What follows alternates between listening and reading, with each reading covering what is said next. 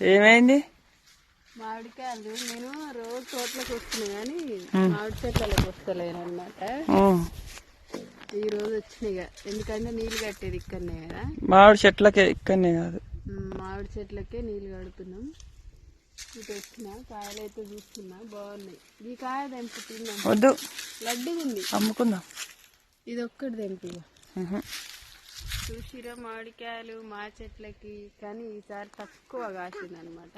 తక్కువ కాసింది కానీ తక్కువ కాసినప్పుడు రేట్ అయితే మంచిగా ఉంటుంది అనమాట. అవును, ఎక్కువ కాసినప్పుడు. ఇగో మా చెట్లలో అన్ని చెట్ల కన్నా ఇంకో ఈ చెట్టు బాగా కాసింది కాయలు. అవునుగా,